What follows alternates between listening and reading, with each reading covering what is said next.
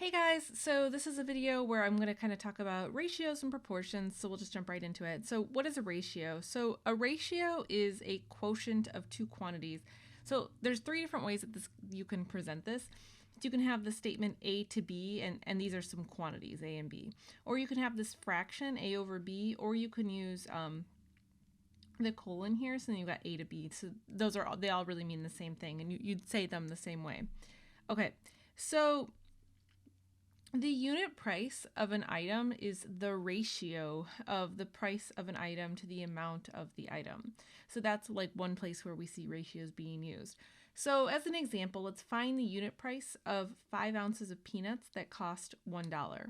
So this is literally telling us what to do here. It's saying you take the price to the amount. So I need to take the price to the amount, and that will give me a ratio. So in this case, my price was $1, and the amount was 5 ounces. So that is how you would calculate this particular ratio that we call a unit price. And then it kind of just depends on what you want to do with this. So, the actual unit price, you would do the math here.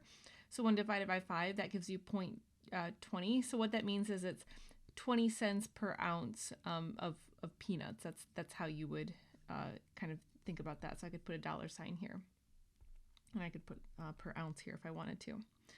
Okay, so that's like one way you can use a ratio. Another way that sometimes ratios get introduced, you can be straight up told to find a ratio. So here, express the ratio of 12 boys to 14 girls. So I would literally just rewrite this. This right here is a ratio, and then I could just rewrite it like this, so 12 over 14. And then if I wanted to, I could go ahead and just divide the top and bottom by 2, so I would write it in lowest terms, and then there's your ratio. Okay, so ratios have to do with what we call proportions, and proportions, this is an equation showing that two ratios are equal. So just very quickly, just to kind of show you how these problems present themselves. So here's an example of a proportion problem. So I've got x over 5 equals 6 over 10. So to solve something like this, we use the procedure that's known as cross multiplying, which means that I go this direction and then I go this direction. So if I take x times 10, that will give me 10x.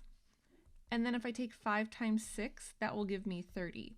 So this is how you can approach proportion problems, and then after that you just solve as usual. So to get the x by itself, I divide both sides by 10, and I'd get x equals 3. And that, by the way, is also how you can double check your answer. So if I had 3 over 5 and 6 over 10, and if I wasn't sure if I actually had the right proportion, I could do 3 times 10, which is 30, and then I could do 5 times 6, which is also 30. So I know I found the right answer. So that's just a quick check. Okay, so just to show you one other proportion problem here. So this one's a little bit more complicated. I've got x plus 2 over 12 equals x minus 4 over 8. But it's still the same idea. So I'm going to take x plus 2 times 8, but to set that up, I'm going to take 8 times all of x plus 2. So I've got to use parentheses.